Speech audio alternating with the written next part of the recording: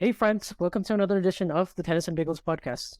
This is Vansh here today, and we're recording on the back of another Miami Open in the books. And I thought no better way to recap this tournament than to bring on the host of Monday Match Analysis, the host of Three, Tennis Channel commentator, and now a vlogger as well. He is a friend, a fellow Southern California resident. Please welcome Gill Gross. Gill, how are you this Monday evening? I am great. Great to be on with you. Good job hiding your sadness about the San Diego State Aztecs, but it was a good run, and there's you should keep your chin high as you are doing. Yeah, as some of our listeners may not know, it's March Madness, and yeah, I mean San Diego, what a run by them to get to the final. But my sadness aside, let's get on to the tennis itself at the Hard Rock Stadium, because Gil, I know you were there, especially for the first few days of the tournament.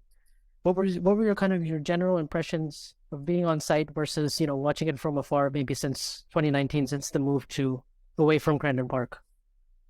So the funny thing is I actually have been to both sites, but I was pretty young when I went to the Crandon Park location, and you'll be able to tell by who I saw. I saw Sharapova and Ferrer for a day session on Key Biscayne. And, the experience is extremely different from what I remember. First of all, it's tough to get to Key Biscayne. Like, obviously, it's an island. It's not on the mainland of Florida. So you end up going on this super long bridge, one lane, lots of, I think, congestion is a risk there. And it's just kind of far from where you're probably staying. If you're hanging out in Miami or like where I was, Fort Lauderdale, it would be way further. Obviously, Hard Rock Stadium is a beautiful and enormous NFL stadium. And I think there's a cool factor there and a uniqueness factor there. The criticisms about the aesthetics of the courts and how they are not beautiful a la Rome, a la Monte Carlo, a la Wimbledon, those criticisms are fair, but I think they make up for it in other ways. They did an amazing job with the grounds. And when you consider the idea or the fact that it's all temporary, when you look around and you think they built this just for these really like 13 days, it's absolutely remarkable what they're able to do. Yeah, absolutely. And of course, the stadium is huge. I mean, you can, if you see it on TV, even a packed stadium feels somewhat sparse. I guess you could say the seating feels very sparse. I particularly actually am a big fan of the court color. I think it's Me too. visually it looks nice. I like the blue and kind of the different type of blue compared to, like, let's say Australia, but it really actually hits pretty nicely with the TV, especially the colors in the background. But being on the grounds itself, what were some of the, I guess you could say, the advantages of being credentialed? Because, like just what were some of the things? Did you feel like you had player access, or you were able to? Were there like too many restrictions in terms of getting interviews or things like that? Good question. I had some great moments in press conferences that I was really happy to have. I asked Medvedev questions that I wanted to ask him. I asked Alcaraz a question that I ended up putting in the vlog and putting on Twitter, so you may have seen that one. Pagula, I got to ask some fun questions too. That said, I think I would have talked to a lot more players had it been a little bit less restrictive in terms of players who are not given press conferences, which would be pretty much any player who didn't play on center court would not get a press conference. You had to request those players. And if you did not request those players, then you were unable to join their media availability, I should say. And for me, being at the tournament, I did not want to request, specific players and be beholden to waiting for them and keeping an eye on my phone and seeing when they were going to be ready, because it differs really vastly. When a match ends, they could be ready in 1 hour, 3 hours, and I just needed to keep the flexibility and didn't have the mission of, let's say, someone who is writing for The Guardian in the UK. they have a very clear, agenda there where they have to cover Raducanu. They're going to cover Nori. They're going to request these players. Their editors tell them, this is what we want you to write about. But for me, as a general gatherer of information, and, I was producing a vlog and I do analysis on these players throughout the season, it would have been a little bit helpful just to be able to pop in and join those media availabilities instead of having to request them before play. And I don't think that's a Miami Open thing. I think that's an ATP thing and a WTA thing, and probably par for the course at every event. I don't find it to be necessary, but other than that, I think, there were a lot of areas where media were accommodated quite well. I mean, it was very comfortable, a lot of the things in terms of food and in terms of space, in terms of the fact that they did credential me in the first place is appreciated. So I think it's mostly good. And then another thing that's interesting, and sorry to go long on this, there was some complaints about Indian Wells restricting access for credentialed media members in certain areas. And I will say that the only place that media and players/coaches were able to interact was the dedicated interview rooms and press conference rooms.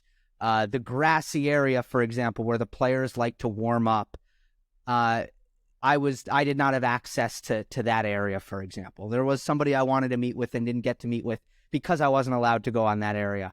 So I do think, like, as far as the spectrum goes, when you're covering a tennis tournament compared to covering other sports, the access is on the lower side in tennis. And I think that's how it's been for a very long time. Oh, yeah. I mean, that's kind of a shame they didn't let you go in the grassy area, because, I mean, in Indian Wells, that's like, I'm not sure if they actually let, like, credentialed media on the grass itself, but I know... I think they changed it. I think they used to be allowed, and they took it away.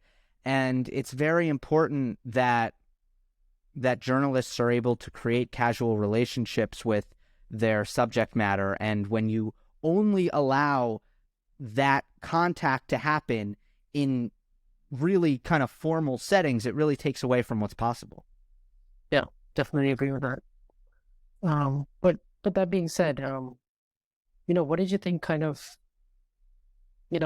makes this... I guess one question I have about the Miami and Indian Wells thing as a whole, because obviously, in March, it feels like kind of a big deal because it's kind of its own little unique swing, but it's not really leading to the French Open, and it's far removed from Australia, so you feel like, okay, this is perfect. It kind of occupies a unique place in the calendar. But going forward, now that all the Masters are going to be 2 weeks, and we're going to have, let's say, a 4-week Madrid and Rome, and then, I mean, I guess not this year, but the following year, they're going to add in Cincinnati and Canada as well. How does that make you feel? Because personally, I mean, we have a lot of excitement sort of in the first 5 or 6 days, and then it really dies down. And then it's kind of like, I mean, unless you're like watching challengers and stuff like that, like in the last 5 or 6 days, it really goes down quite considerably in terms of consumption, I guess. Do you mean for Indian Wells, there's a lot of excitement and then it dies down? Well, I guess Indian Wells and Miami, because we're kind of used to that, like for the longest time. But now that all the Masters are going to be like that, I'm interested to see how, what fans kind of think of that. Me too. I think I saw you tweet about this, and I think you made a really good point, Vansh, about the fact that there is an appetite for this in March that might not be exactly the same in the lead up to a major, just because it is so drawn out. But honestly, my biggest issue with it is I think a little bit different from yours, which is that the first couple days don't feel like a Masters 1000. Yeah, that's definitely a thing as well, because I mean, 32 buys in the first rounds, it definitely doesn't seem as elevated until the weekend. Yeah. I think the events in that format, they really do false start. I mean, the order of plays on Wednesday and Thursday. Look, I mean, here's the thing, like, there's great tennis, there's great matches. I would go to a challenger and say the same thing. Yeah. But when you're trying to fill Hard Rock Stadium, it's not going to happen with that. You have to bring more. And if you're going to label it, that Masters 1000, and if you're going to ask me, did it feel like a Masters 1000 in the first couple days, I would tell you no, it kind of didn't, because you have the top 32 players who are all getting buys. That is my main complaint about the format. But I do think that tennis needs to get smarter financially. And for an event to only take place over one weekend when it can take place over 2 weekends, the premium product, I do think it makes a lot of sense that there's been an effort to say, no, we need this to go over 2 weekends. Now, I almost wonder if there's not something in the middle here. Could we create a format that starts on Friday or Saturday instead of Wednesday? And I actually think that slight adjustment could go a long way. I don't know in terms of the draw in the format, and honestly, I haven't thought this out. I'm just thinking about this right now. But I do wonder if there's a middle ground here. Yeah, for sure. Certainly that, certainly like in other Masters events like Monte Carlo and stuff, it sort of starts on that Sunday or Monday. But then the draw size is reduced significantly. Like it's a 56 player draw, and I think you get, 8, the top 8 are seeded. Yeah, but what I'm saying though is if Monte Carlo started on, let's say because there's no night session, let's say it starts on Saturday, they would just, get another day of people not at work, watching more TV. Now, with the packed schedule of the clay court season, it really does move along. It's probably I think in the old way, it felt like one of the most exciting, if not the most exciting time in the calendar, because it's just big event after big event, week after week, seemingly leading up to Roland Garros. So I'll be interested to see how that feels moving forward. Yeah, definitely something interesting to monitor. But I guess let's get into the tennis right away. All right. Because obviously Daniil Medvedev, what a run he's put together now, winning 24 of his last 25 matches, 5 finals in 7 weeks, joins the big four in Agassi and Rios and Sampras. He's now won 5 different Masters events. We know what a hardcourt specialist he is. Anyway, this was his 19th title. Just like the stats alone are ridiculous, but when you see the actual physical effort that he's put in these last 7 weeks, I think traveling over, 17 different time zones, if you actually count the flights, and the amount of, I guess the amount of emotional and mental energy he spent as well. And I guess the versatility in terms of the competition he beat, you could definitely make an argument that this is the best form he's ever been in. Certainly post Australia, I don't think anyone expected this level of, consistent domination in these hardcourt events. Yeah, it's been. I don't think anybody expected it to this level. It's been a fairly extreme turnaround. The amazing thing is, it might be the best form of his life. There are good arguments that maybe he's been in better form, and I'm actually curious. What is the best run of his career? I think there's 2 other candidates which you'll be well aware of. The summer of 2019, where he made 6 finals in a row, starting at the City Open, and one of them was the U.S. Open final, or the end of 2020 into the beginning of 2021, when he went on that 20-match win streak, all big events. I think 12 or 13 top 10 wins. 12 top 10 wins in the 20. Which is just absolutely incredible, which ended in the loss to Djokovic in the Australian Open final. So he's a player. I don't know that he's built this reputation, but he should have this reputation. When he gets hot, he gets smoking hot. Yeah. He's certainly a confidence player, and he sort of carries it through multiple weeks. I remember those runs distinctively very well. He beat the top 3 players to win the ATP finals, and, had multiple wins over Zverev, and got to the Australian Open final, won the ATP Cup. And then obviously, the 2019 is when he really sort of announced himself. That was kind of his aha moment at the US Open, obviously, when he nearly came back and won the final. But this one, because he's going through different surfaces and going from indoors to outdoors, and because he got to the finals of Indian Wells, where, I definitely thought he was going to lose against Alexander Zverev, the way that match was panning out. And then obviously he had the little injury scare, but then he somehow brushes off the final loss to Alcaraz, quite comfortably, and I must say he was definitely helped in terms of his draw at this event because obviously he had a walkover, which I think gave him a little bit of extra time just to recover with some niggles that he probably was having, and then I think he really sort of elevated his level in the final. But um, nonetheless, it's going to be interesting to see what he does sort of on the clay because he has done well on clay in 2019, and I guess he made the Roland Garros quarterfinal and a couple years back as well. Um, but this one with such little time between now and Monte Carlo, I think he was saying on the tennis channel desk that the difference is on the hard court. He feels like he can play his best level. He can get to his best winning ways rather quickly, even if he's at 75 or 80% to begin with, and he can sort of work his way back into matches. But on clay, when he's kind of lost the first set or when he gets down, it starts to lose faith a bit. So I'm curious to see if that persists. Yeah. I've always been someone who's my stance for a long time has been that Medvedev is going to surprise some people on clay. And that's with the expectations being very, very low. I'm not saying he's going to win Roland Garros or anything like that, but the days that we saw with Becker and Sampras, where they just weren't competing at all close to the same level on clay that they were on other surfaces, that just doesn't really happen anymore. And I feel that Medvedev is going to kind of demonstrate that, all right, his game does work on clay, kind of like he did making the Roland Garros quarterfinal. I think I got that picked correctly, and I don't think a lot of people agreed with me at the time. Not to like victory lap a prediction, but I'm going to continue to predict it like that. I don't think Medvedev is going to just completely look. I think he'll be a top 15-ish player on clay quite easily, maybe even top 10, not top 5, but I think he'll hover in that range. And by the way, I think tactically, the forehand pace generation has been a little bit better recently, and that's a good sign for clay because I think that's been one of the big reasons why he struggled on the surface. Yeah, I was just going to get into that, especially in the match against Sinner, where he averaged, I think, 78 miles per hour on his forehand, and Sinner was at 77.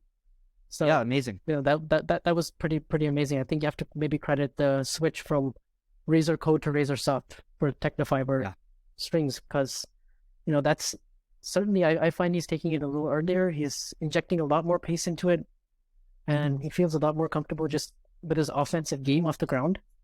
Particularly against Sinner, where he was really, he was challenging Sinner for pace on both ground strokes at some point, which is pretty tough to do. But I did feel like Sinner's level in that final, unfortunately, those physical issues really came to bear, because I did feel like in the first 10 games or so of the match, Sinner was starting to play well tactically, starting to hit a lot more forehands than backhands. He started to get Medvedev on the run, hitting forehands, and he was getting something short, something workable to attack with from the middle of the court. And then he was able to find, the way he got the break in the 5th game of the first set, just wasn't really able to get that.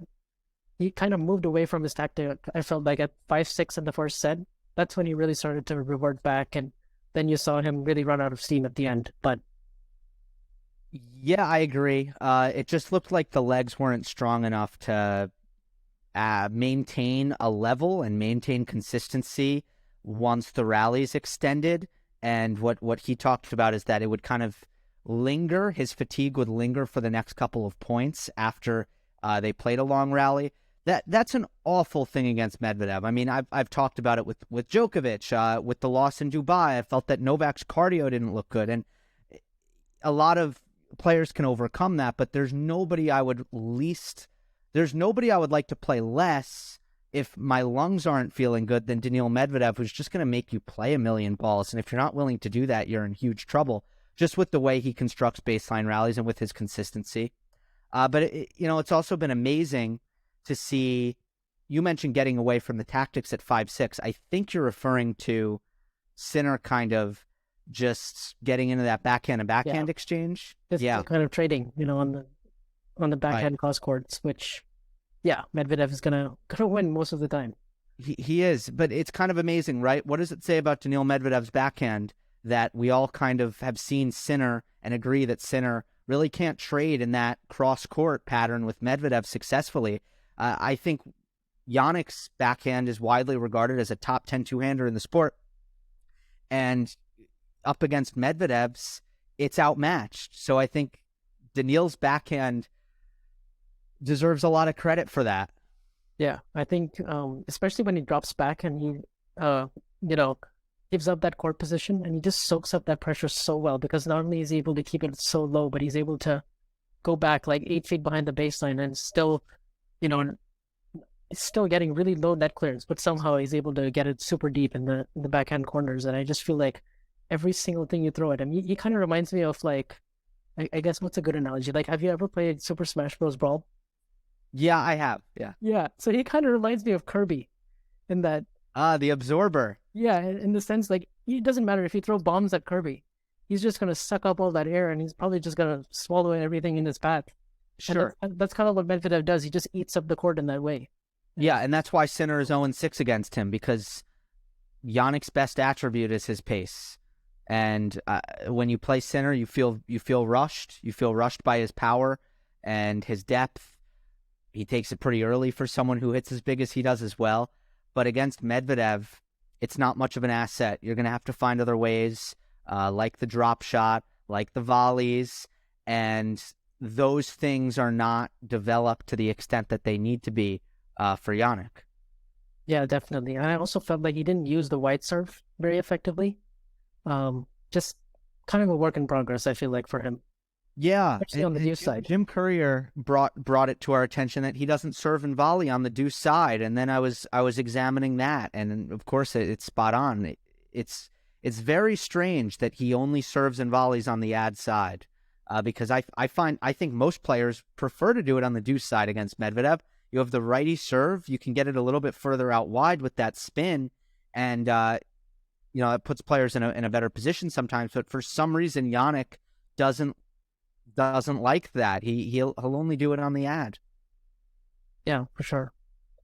I have noticed some changes in the surface motion as well from last summer. Yep. Definitely feels like he's getting a lot more pop and miles per hour. It's just not going to be as effective against Medvedev, though. The miles per hour doesn't really do much against Daniil. You really have to use that width. But But yeah, I was disappointed with the forehand drop shot. I like that he used it quite a bit, but I just felt like it was a poor execution day. Like, I've seen that shot be super on, particularly I think I'm thinking back to the third and fourth sets against Tsitsipas at the Australian Open. That's when I felt like he had a very good forehand drop shot day. And some other matches I've seen of his as well, but in this match, I just felt like it was. I think he might have gone. I think he was either 1-6 or 0-7 on the drop shot points. Sounds right. So I charted it, but I was missing one because Infosys had it as 7 drop shots, and I only had 6. But to your point, I mean, he missed 4 of them. So you can't.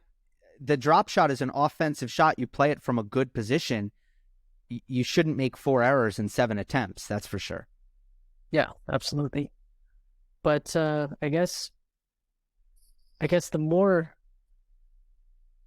captivating performance obviously came for Jannik Sinner in the semis against Carlos Alcaraz, and he got his revenge for the Indian Wells semis. And just seems like every time these two play, it really feels like there's a huge buzz around this match, and rightfully so. I mean, some of the reactions to the point, everyone knows about that one point at 4-2 left 15. And I saw someone comparing it on Twitter to a match point that Djokovic hit against Stan Wawrinka in 2013 Australian Open, which I thought was pretty good. Yeah. But definitely, like, the way that Jannik is able to match up against Carlos, it's really exciting for the game because, the way he's able to take so much time away and really just essentially play his normal game at 11 out of 10. That's what I feel like really gets him these wins. He really kind of intimidates Carlos because Carlos just looks so rushed. And we saw that at Wimbledon. We saw that at the U.S. Open. We see that again here. Not as much on the Indian Wells courts because they're a little bit slower. He can kind of use his court position. He can feel like he can really work the point a lot more, and he's able to get it the first ball into Sinner's backhand, and then kind of take control, especially on the return. But I just felt like Jannik got better of the serve and return dynamic again, and he was able to. And really, in this match, what changes? He really outlasted Carlos in a way where I was surprised by the dips, I guess, in physicality for Alcaraz, just because he had won 21 sets in a row, and it didn't look like any of his matches were super physically taxing. But maybe I think Freer definitely brought this up in the commentary as well. But he feels like maybe Carlos and his team made a mistake in terms of him not getting hydrated enough, or something was off in the build up to the match that we probably don't know. Yeah, and I don't think it's unfair. I don't think it's unfair speculation, because it's just, we've seen Alcaraz, we've watched him for a long time now, and we know that it usually takes a lot more than that to get him tired. So I thought it was out of character, strange. But at the same time, I think Sinner's put in a lot of physical work on his end. I think it was the main focus of his offseason. And the fact that he held up so beautifully is also notable. So yeah, I think there's two parts to the match. There's the part where Sinner was able to push him really, really hard again at 100%. And then there was the part where Alcaraz fell on his left hand. His backhand wasn't the same for the rest of the match. Do you agree with that? Yeah, a lot of slices. And his speeds were down as well. Yeah, and even when he started hitting it, it felt like for the rest of the match, he didn't hit a great backhand, not once. Yeah. And it wasn't that noticeable, because it's not like the backhand was horrible, but no longer was he really, hitting it with the same kind of juice, acceleration that normally he does hit it with. So that was a factor. And then the legs went on him very, very quickly in the third set. So those are kind of the two aspects to the match. But yeah, it is quite remarkable how I found that in a lot of the Sinner-Alcaraz matches where Jannik has had success, it really does feel like his return of serve is burying Alcaraz's serve, that he's just hitting laser beams right at Alcaraz's feet, and then there's no longer any +1 success. And I was looking at the rally length statistics, and Sinner on the Alcaraz serve, Sinner hit one more winner on the fourth shot than Alcaraz hit on the third shot. Yeah. So that tells you that Sinner literally got more return +1 winners than Alcaraz hit serve +1 winners. Just that's the extent to which Alcaraz's serve got neutralized here. And at Indian Wells, the serve stats were tilted towards Carlos. And what I felt after that match is, look, Jannik's the taller of the two. He's a little bit slower as a result. A little bit might be even a little bit kind. He has to outserve Alcaraz if he's going to win. He has to. So at Indian Wells, he didn't. In Miami, he did. Yeah. Some good points there. I would say though, as soon as Carlos started to get some of that energy back, midway through that third set, I felt like there was a couple of points in there. I want to say in the fifth game, maybe it was the sixth game. Yeah, Sinner was up 3-2. I think Alcaraz had a second serve backhand, and he just kind of missed it in the net. And I felt like that was his chance, because if he takes that point and he's able to make Jannik play there, potentially we could be looking at a different outcome. But once he missed that, I kind of felt like that was his chance to get the momentum back on his side. And then I know once Jannik got the insurance break with some excellent returns, like you were saying, it just felt like it wasn't going to be Carlos today. Yeah, and I really liked Sinner's second serve in this match also. More to the forehand, which I think helped Sinner get first ball forehands, just because of how difficult it is on the forehand return to hit to a player's backhand. But also, you have to bring the speed. If you're going to, and it wasn't really to the forehand, it was really more body forehand, I would say, was the main target of Sinner's serve. If you're going to do that, you do need to bring the speed. Otherwise, you're messing with an enormous weapon in Alcaraz's forehand, even on the return. And Sinner averaged 100 miles per hour, actually 101 on the second serve, which was really, really crucial. that was another reversal in my opinion, because you look at the U.S. Open and Indian Wells, it felt like Alcaraz was attacking the second serve return with a lot of success, especially at the U.S. Open, a lot on the ad side. The backhand return cross court was putting Sinner in a very tough spot. First ball, difficult backhand. Alcaraz camped on the ad side. He was losing a lot of second serve points and some big ones in that U.S. Open match. And I think in this one, he made that slight adjustment and went to the forehand more. Yeah, I definitely noticed that as well. But yeah, it's definitely very interesting when you look at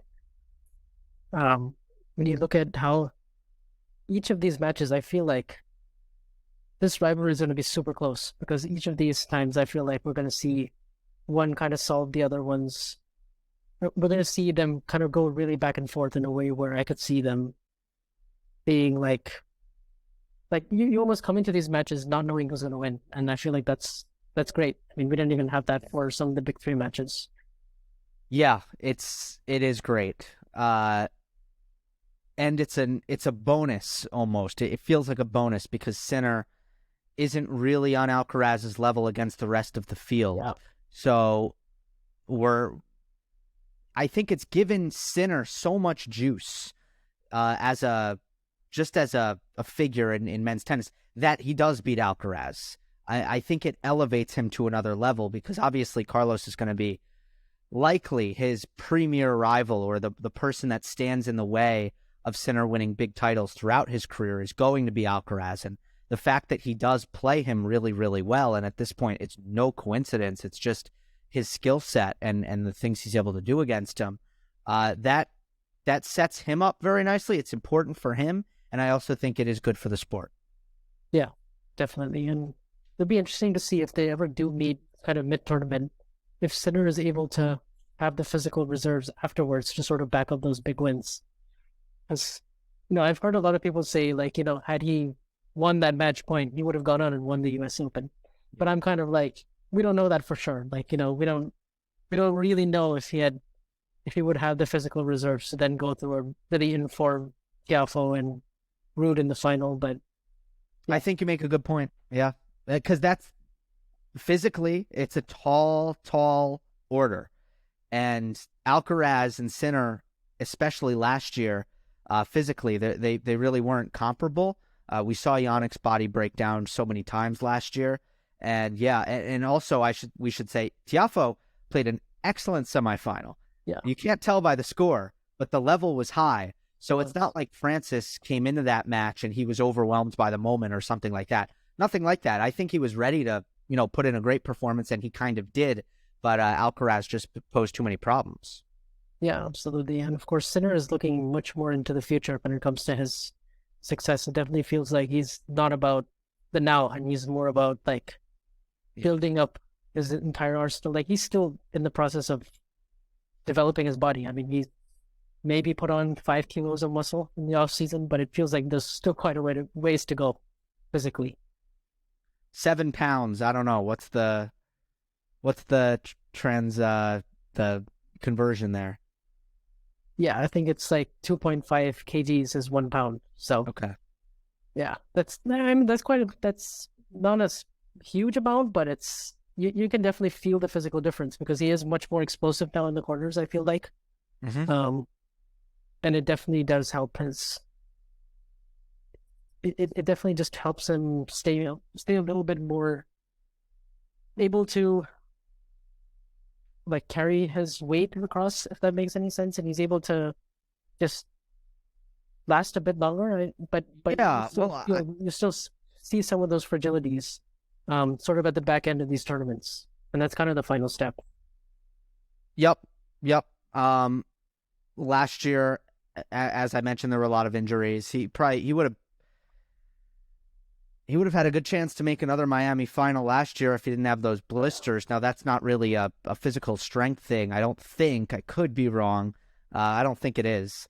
But you look at Sinner's quarterfinal record last year, it was really, really poor. His record at the beginning of events was just phenomenal. He took very few bad losses last year, but his performances going into the week, they, as the weeks or the events progressed, the level would generally start to dissipate. And I think the body was mostly to blame for that. Yeah. And it didn't feel like there were any major physical issues. It just felt like small little niggles. But they just kept kind of, they lasted for about a week or two, and then then he was fine again. But it just felt like something had to be done to Yep. improve that physical durability. But I think we're seeing those changes now. So that's definitely a step in the right direction, I guess. But I guess, where do you add with Karen Khachanov? Because obviously now he's made, three of the last five, I guess, Masters 1000s and higher on hard courts. He's been to the semis. And he's kind of a guy who, kind of is hovered in that 10 to 30 range in the rankings. And just kind of, we saw his career high ranking of number 8, I think, in 2019. And he's obviously been to a couple of semifinals now. He's won a Masters 1000. He has an Olympic silver medal. Hasn't managed to win a title since that 2018 Paris Masters. But how are you feeling kind of generally about his game? And I feel like the average quality of his level has definitely improved, but nothing really kind of just stands out to me in terms of a huge improvement. Sure. Well, I think he's kind of learned himself a little bit more and what his strengths are as a player. Similar to Medvedev, actually, because Medvedev had the funky forehand, and I think in 2018, if you would have watched him, he was fairly aggressive as a player, and that just didn't really suit him. And then he realized, I can get in awesome shape, and I have the ability to be incredibly consistent with my big serve and my phenomenal, tricky backhand. And that's kind of what helped Medvedev make the leap. I think Khachanov, in a somewhat similar respect, if I were to pinpoint one area where he's really improved, it's just missing less forehands. And I don't think he's changed the forehand. I just think he doesn't feel like he's having to do as much on the forehand because he's really, really tough physically. He's in phenomenal shape. He's got great rally tolerance. He rarely makes unforced errors on the backhand side to begin with. And he can just become, another one of these kind of big serving, consistent players. I don't think his serve is at the level of some of the other 6'6" guys, but if you look at the tour average, she's still a far above average server. Then I think in the best of 5 format in the majors, he also seems really, really mentally tough. He never goes away. He's able to play long matches and just stay engaged the entire time, every single point. And I think that's really suited him well. His best of 5 set record is way better than his best of 3 set record. So I didn't really see this run in Miami coming. But I've been really impressed with him, ever since the US Open. Not every week, but I think his ranking of 11 in the world right now, it's about right. Now, I don't see him getting that much higher than this. I don't know what it's looking like in terms of defending points. Actually, he has no points to defend, I think, for the beginning of the clay court season, if I remember correctly. But yeah, that aside, do I think the ceiling is top 5? I don't see that ceiling. The touch, the variety, the dynamicness of the forehand. Like, sometimes the forehand can look great, but only when high contact point, gets his body weight into it, lots of time. So it can be a good forehand, but it's a limited forehand. The serve, as I mentioned, isn't at the elite level. It's just really, really good, I would say. And then I don't know if the first thing I said was movement, or if I left that off, because the movement at 6'6", it's also not at a Medvedev level, not even close. Yeah, absolutely.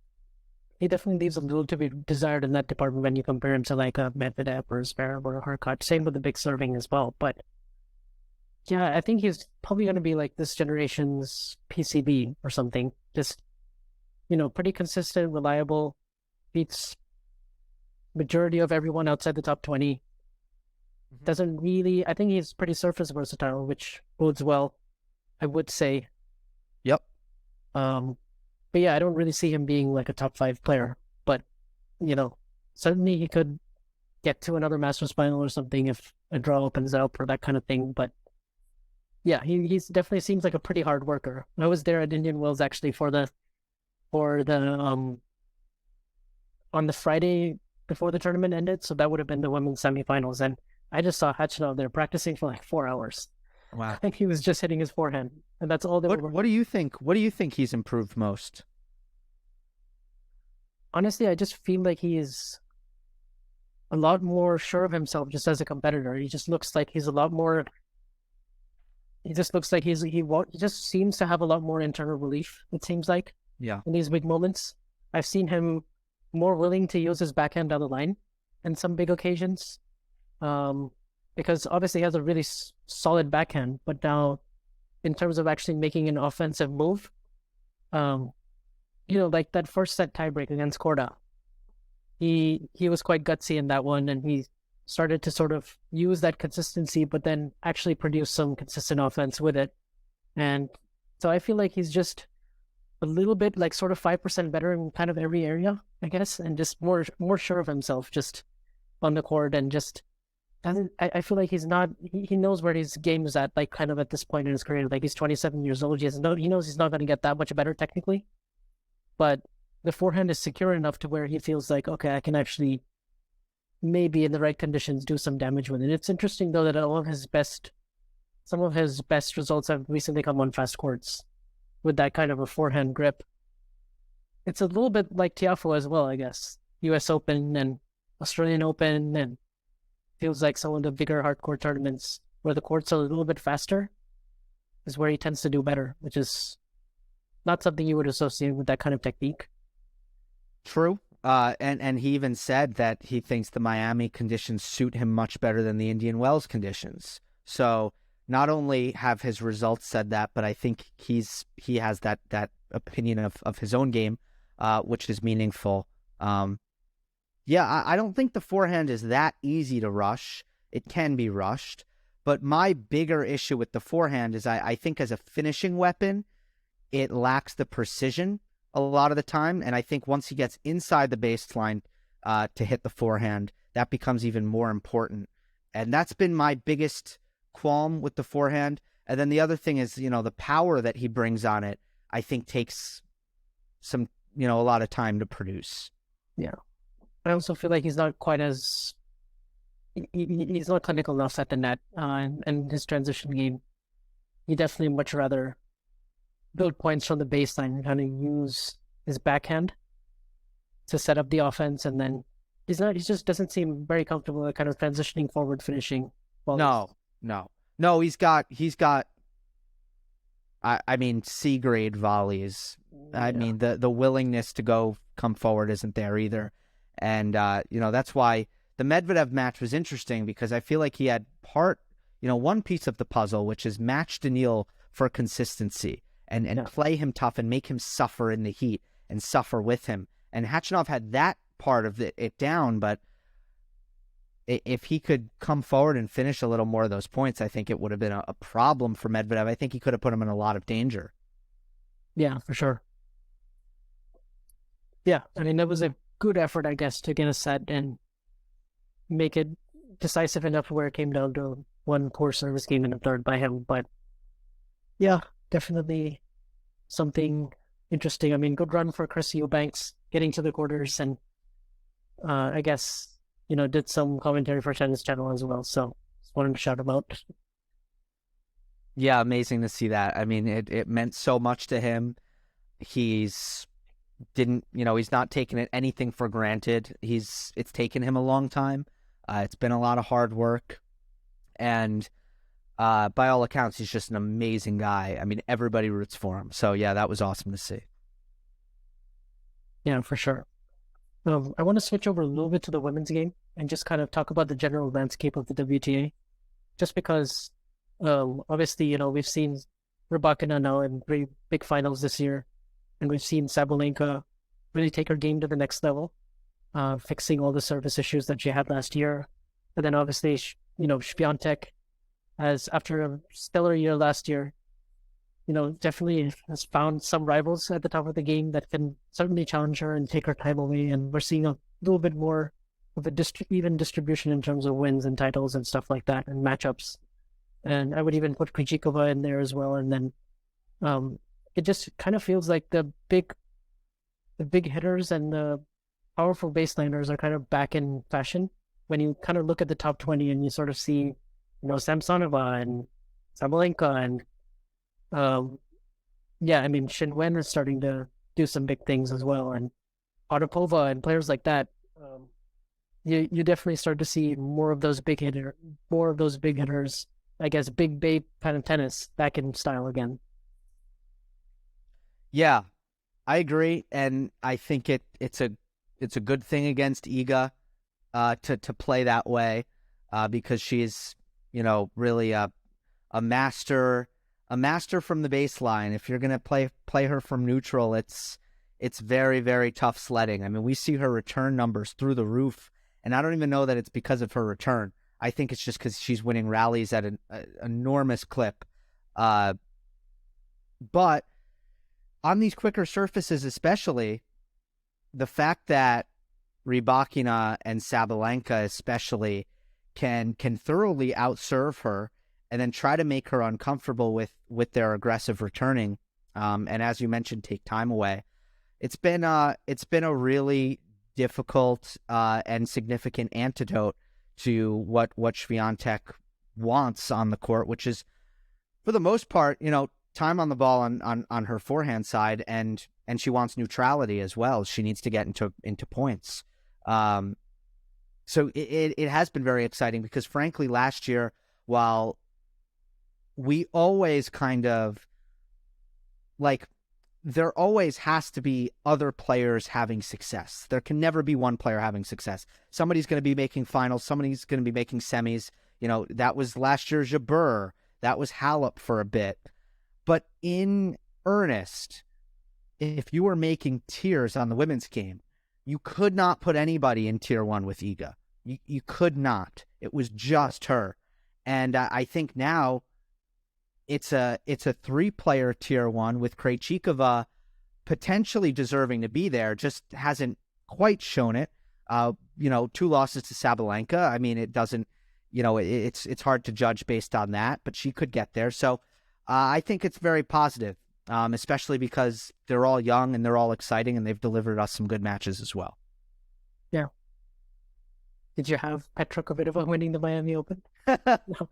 Look, Petra, everybody knows that she can do this. On a quick surface, she can get hot and start to time the ball really well and harness her power in the best possible ways. And we saw it at Cincinnati last year. She can flip a switch and go on a huge run.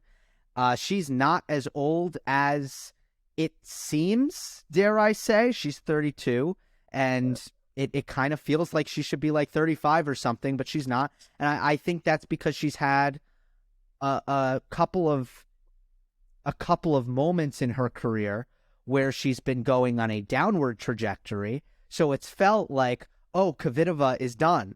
And that's why I think we make her maybe a little bit older than she is. But the fact that she's been able to turn it around and now she's back in the top 10 and, oh, she's 32. So, we've seen in modern, not just modern tennis, but in modern sports, that we're going to start to see that more and more. And 32 is not going to be as old as it was in the 90s.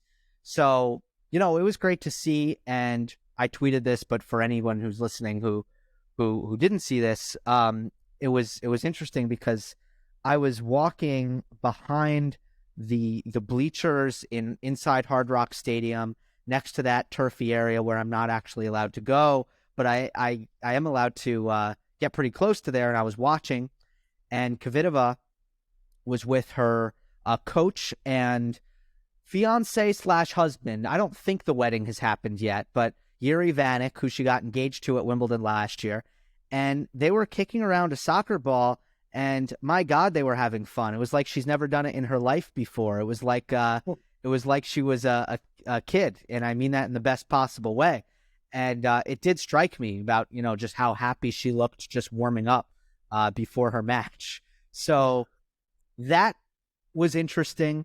that's one thing that I never would have saw unless I was there. And it's something that is really helpful on tour to stay happy. I mean, I think Alcaraz already has that down pat. Yeah. And I think it's can go a long way. Yeah, certainly if you exude some of that joy and you take that pressure off yourself, that's when you certainly play your best ends. Yeah. And that's kind of what I also feel Sabalenka. Sabalenka, I saw that you tweeted about that recently as well, that she seems really loose and happy and enjoying things. And I agree with that. Yeah. I mean, you just see her, like, even when she plays a few bad service games, a few bad moments, she kind of just, she realizes the bigger picture, She realizes that, things are going very well right now. And it's just kind of savors that moment. Yeah. So definitely, I think, when players take some of that pressure off themselves and they relieve themselves of that burden of performing week in and week out and just kind of enjoy the process, that's when you start to see better results. But I do wonder what this means going forward for Kvitova. It's really impossible to know, just given the kind of streaky player that she generally has been throughout her whole career. But you would think she would do reasonably well on the clay in Stuttgart and Madrid, and then probably pick up her form on the grass at Wimbledon. But it's just going to be interesting to see if she can find that type of lightning in the bottle and sustain that a bit longer. Yeah.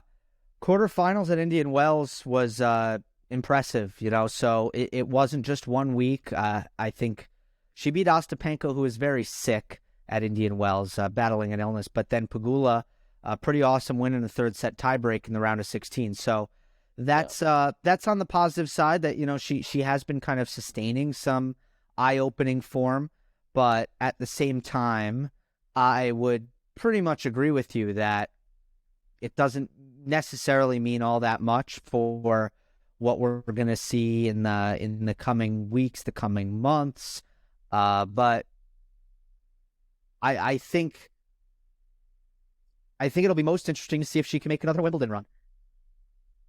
Yeah, definitely, because she's won 2 titles there before, and this was her 30th career title. I mean, it's pretty insane. We don't really think of her as one of the most consistent players, but then when your highs are that high, and you're able to, I think 8 consecutive years in the top 10, and was 1 match away from being number 1. And yeah, I think this was her 9th WTA 1000, and you just go through. She has, 30 titles is the second most amongst active players right now. So that's that certainly feels like she can add to that number, and it's, she's only 33, but you feel like there's a couple of good years still left in her. Yeah, I do. And I think there's this saying that's very popular in the fight game, which is that the power is the last to go. So fighters decline in a lot of ways. Usually their chin or their ability to take a punch really starts to diminish with age, and they might get slower. Their reflexes might diminish, usually do, which hurts their defense. And all of these things get worse and worse and worse. But the one thing that doesn't go is their power. I actually think it's kind of true in tennis. You usually get slower, and you might start to get injured more. But I don't think with age, Kvitova's ball striking is going to get any less overwhelming from an offensive standpoint. And that's how she wins. So it's the style of play that I think you're looking for. If you're trying to project, okay, how well is she going to be able to continue to play now into her mid-30s, she projects much better because of her play style. Yeah, definitely. It was also kind of interesting to observe on both the men's and the women's side.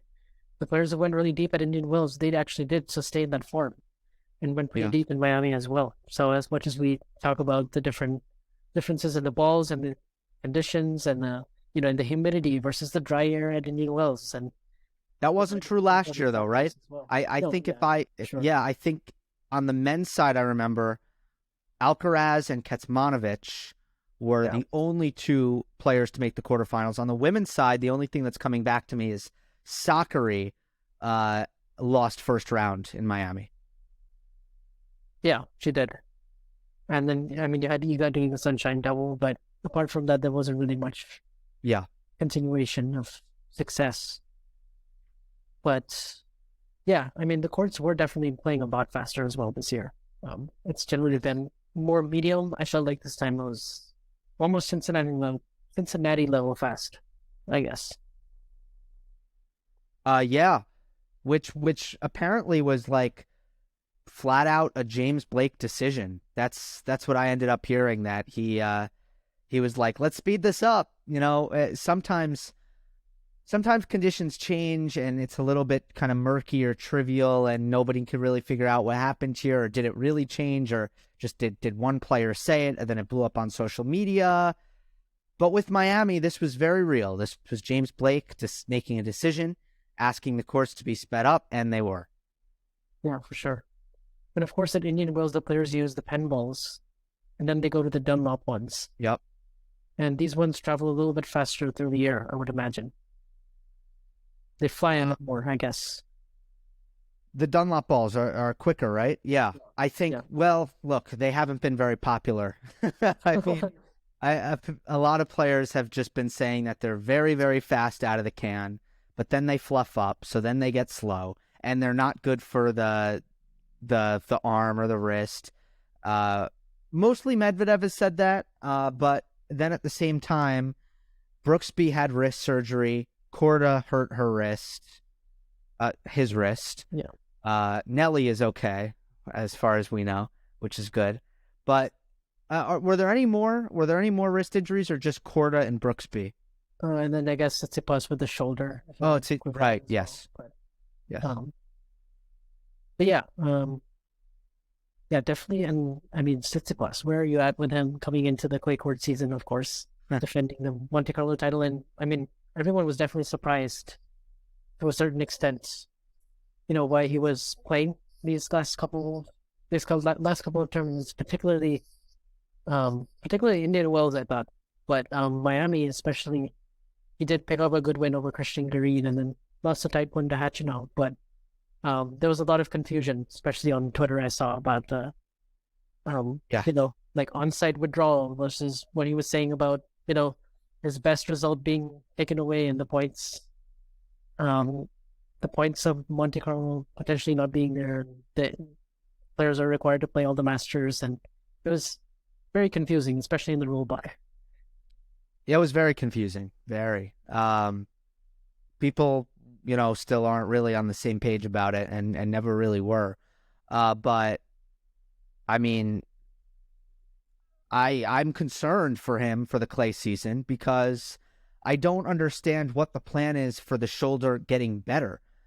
Because I mean, I don't know how much progress was made between Indian Wells and Miami with his ability to hit over the backhand, because generally, I'm not a doctor, but usually rest is part of the recovery plan here, or at least, if not rest, then active recovery in a way that doesn't strain whatever the injury is. And obviously, hitting one-handers, which clearly was bothering him. Now, I do think he was coming more flat through the ball, and that was actually helping his shoulder not get as stressed.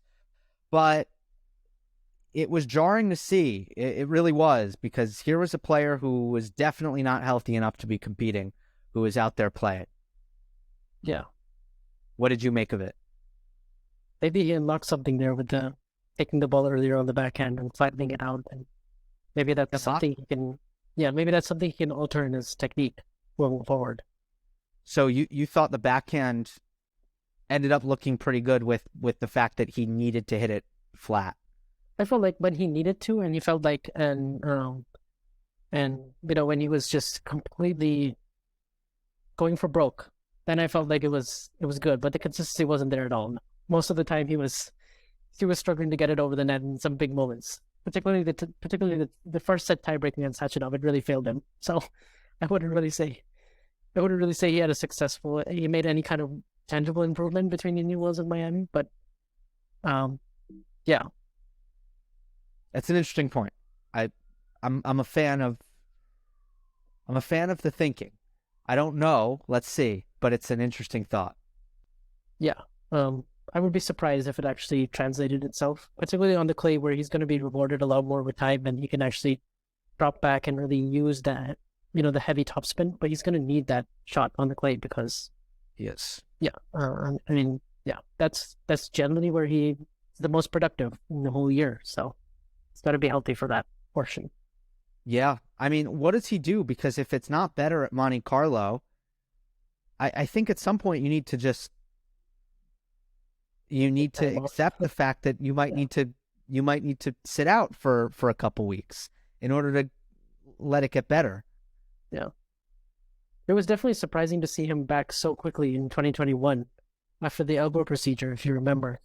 Yeah. It was basically sort of a 5-week off-season break, and then, he was pretty much back to full force in Australia. But that was certainly, a different type of injury. But yeah, we're just left kind of with some ambiguity as to how his physical health actually is. Yeah, well, look, he did make a lot of money from playing, and not just the prize money I'm referring to, but one thing for sure, you are definitely, I don't think, eligible for the bonus pool if you miss one of the 1000s. And if you're one of the top 5 performers in the Masters 1000s, you get an enormous check at the end of the year, and I'm talking, a million plus of bonus pool money from the Masters 1000s events, but you are ineligible if you miss any of them. So yeah, for sure. Yeah, and I mean, obviously there were some things probably that could have been done, like some tournament PR, I guess, or like on-site withdrawal requirements that you would probably have had to meet if he showed up on site and then didn't play and all that. But we don't need to worry about that. Yeah, it's better. It's better if we move on from that. Yeah. But were there any kind of things that stood out to you in terms of other players in Miami, particularly in the first week when we saw a lot of upsets? Casper Ruud, Norrie, players like that feel like are still trying to find their footing. I mean, I was front row for the Norrie match. Nobody was there, so I had the expensive seats right behind the baseline, and I just think it was striking how quick the courts were, in the sense that you saw Alice and Manarino and Barrere all playing great, and these are kind of indoor hard court Frenchmen with these really flat aggressive games. But Norrie, I think there might have been a little bit of ankle pain going on that was distracting him, but he seemed very, very rushed by Barrere, and just the precision impressed me. There was no wind, which I think was important for Barrere because he's such a precision player. There's so little margin in his game, but he was crushing returns. He was changing direction at a really high rate. So he wasn't letting Norrie really ever get comfortable in the points. And it was a stunner of a performance by Barrere. So look, not that Norrie was at his best, he wasn't, but I ended up kind of watching that match and was just so impressed that Barrere, I was waiting for him to drop off, and he never did. Yeah, it really felt like some of those pace absorbers, I guess you could say, and pace absorbers and faster, the players who you would think would do a lot better on those faster, lower bouncing slick surfaces. They definitely did fare a lot better here. Although that being said, yeah, Hurkacz, I guess, yeah, Hurkacz, Manarino, Barrere, players like that, yeah. Yeah. I haven't been too high on Hurkacz, even though the results haven't been that bad. I think he's very close. Like, it could be a disastrous season. He's actually been very clutch. He's won a bunch of third set tie breaks, early rounds, maybe against players that he should be beating a little bit more comfortably. So he's actually pulled off a lot of wins that could have gone either way. And even still, it hasn't been a huge year. But I'm just not seeing a ton of progress in his baseline game, and the forehand just still looks the same to me. And I want to see that shot get better, because I think he can pose some big problems if he was able to improve that shot. It's just not really developing in my eyes. Yeah, definitely. He does play a lot of tie breaks, So we're going to see quite a few. Yeah. This he plays quite a lot of tie breaks. Actually, I was looking through his record. It's yeah. There's some matches like he definitely pulled off that were impressive in terms of the clutchness, and then there's others where the forehand just lets him down in the big spots.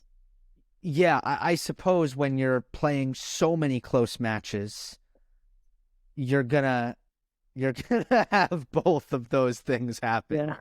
Yeah, yeah, definitely. Yeah. Oh, but yeah, I mean, so where are you at with like the start of the clay court season and Nadal coming back in the picture and Djokovic coming back from this long layoff? Do you think he's been, especially Djokovic? Well, I mean, look, it's been such an impressive couple months for Medvedev, Sinner, Alcaraz, where they've been, at the business end of every tournament they've been in. And it's really exciting to think that, all right, let's bring in Novak here, see what happens. Let's bring in Rafa here, see what happens. It's kind of like putting more explosives in the test tube. It's a really bad analogy, but that's what I got. And with Nadal, the intrigue is going to be enormous. Now, part of me watches with one eye open because the discourse is so silly a lot of the times when Nadal or Djokovic is involved, and especially recently with Rafa, it's been quite dramatic at times. But at the same time, this is a crossroads because there hasn't been any continuity for Rafa, and he needs to find some continuity, or his level is going to start to, I think, suffer as a result of all of the stop start. Where for all of his career, he's always been able to maintain just enough continuity that it's still been okay when he plays, even though he will miss some time with injuries, pretty much every season here and there. But when he plays, he's going to be top shelf. He's going to be tier 1 elite. And I think if we don't see it at some point this clay court season, then there's definitely some logical concern that maybe that era for Rafa might be in the rearview mirror. For Novak, I think I'm really curious to see the forehand. It was so big at the start of the year, and the style of play, and it just feels like he's starting to embrace the power side of his game more and more, and how that's going to translate to the clay. But we're all waiting for a Djokovic-Alcaraz match. I mean, it's what we need, and it's going to be huge when it happens. I think it'll happen at some point over the course of the clay court season. It's going to be truly exciting when it does. Yeah. And on the women's side, Iga, is gonna kind of come off that empty-handed sunshine double and kind of be the favorite again. And I'm excited to see kind of how much the surface might bring things back to Swiatek being kind of alone at the top. And if it does. And I also think that there are some other players who are brought into the mix more so by the clay. And I think Sakkari is at the top of that list. I think for Krejcikova, it potentially could help her even get to another level, although I think she's pretty surface versatile. Who else is really... Badosa, I think, is a little bit better on the clay than she is on the hard courts. Yeah, definitely agree with that. Yeah, I think mostly Sakkari and Badosa. Are there any women? Obviously, if Halep were playing that, she would be another. But are there any players who you think are kind of elevated by the clay on the women's side that I haven't mentioned? Well, I mean, what's interesting on the women's side is it feels like there's only one event, and that's Rome. That's true. Which is like most similar in conditions to Roland Garros. Whereas the others, I could just see power baseliners doing really well, and again, like in terms of Stuttgart and Madrid. And I mean, I'm interested to see how Swiatek handles the altitude and if she actually plays Madrid this year, because I think that's the only clay court tournament where we actually haven't seen her level at winning form. But in terms of other players, Coco. trying to think. Coco I is the mean, one that I forgot. yeah, Coco Gauff and I guess Yeah. Kazakhina as well, who made the semis last year. And at the French, we haven't really seen any amazing results from her since the No. Middle East. Um, yeah, I'm interested to see if Rybakina's first strike tennis will work as well on the slower clay, or whether that was, or whether some of the X factor with the movement might come into play. I think Sabalenka can be more dominant from the baseline compared to Rybakina. So I feel that Sabalenka is a little bit, will be more successful at Rome and at Roland Garros compared to Rybakina. Yeah. I guess I'm keeping my eye out for Jabeur as well because, I mean, last year I remember she won Madrid and got to the finals of Rome and Yes. had a disappointing first round loss at Roland Garros, but hasn't really been able to find her stride since the U.S. Open injuries being a big part of that. Yep, absolutely. But yeah, and then of course the physicality of Sakari and whether she can keep that consistent level up. Yeah, I enjoy watching her. I enjoy watching her most on the clay because she really can cover the court and do a ton of running, and she also has the power to hit through the clay. She never seems underpowered either. So she has that good athletic combination of speed and power that should suit her well. It's so mental with her, obviously. Everybody knows that. So that'll be interesting to watch. yeah. And then I obviously have my eye on Karolina Mukova and Bianca Andreescu as well, in terms of players that have both the power and the variety, and have done well on play in the past, especially Mukova. I mean, Andreescu I'm a little bit holding off on just because of the scary injury in Miami, but hopefully she comes back quickly. Yeah, I think it's a couple weeks. The news was pretty positive that it wasn't. She didn't break the ankle. It doesn't seem like a Zverev situation, so that's good. Yeah,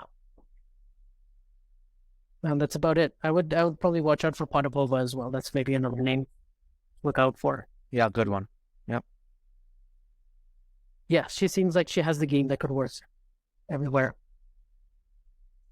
But yeah, Gil, this was quite fun. It's quite late as well in the evening where we're at. But it was great to kind of get your take on a lot of different topics and a lot of different players on both tours. And I'm sure you're gonna enjoy the rest of the clay season and the start of the next swing, I guess. Um, as will I, and as will our listeners. So yeah, thanks for coming on. Absolutely. Keep up the great work. Pleasure to come on, and anytime. Yeah, thanks, Gil. Thanks, Vansh.